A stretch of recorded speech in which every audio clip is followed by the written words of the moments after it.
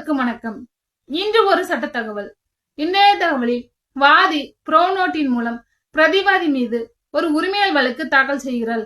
இந்த உரிமையல் வழக்கானது நீதிமன்றத்தில் நிலுவையில் இருக்கும் பொழுது வாதியானவர் பிரதிவாதி மீது இருக்கும் நிலத்தினை ஜப்தி செய்ய வேண்டும் என்று ஒரு மனு தாக்கல் செய்கிறார்.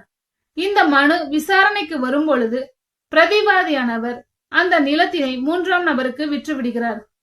இந்த விசாரணைக்கு வரும் பொழுது இந்த நிலமானது மூன்றாம் நபர் பெயரில் இருப்பதால் அந்த நிலத்தினை நீதிமன்றமானது ஜப்தி செய்ய முடியாது என்று இந்த வழக்கில் தீர்ப்பு சொல்லப்பட்டுள்ளது. சிஆர்பி நம்பர் 498 அண்ட் 499/2018 என்ற வழக்கில் தீர்ப்பு சொல்லப்பட்டுள்ளது. எனவே ஒரு சொத்தை ஜப்தி செய்ய வேண்டும் என்றால் அந்த சொத்தானது பிரதிவாதியின் பெயரில் இருக்க வேண்டும். அப்பொழுதுதான் அந்த சொத்தினை ஜப்தி செய்ய முடியும். அவ்வாறு இல்லையெனில் மூன்றாம் நபர் பெயரில் இருந்தால் அந்த சொத்தினை ஜப்தி செய்ய முடியாது என்று இந்த வழக்கில் தீர்ப்பு சொல்லப்பட்டுள்ளது. நன்றி, வணக்கம்.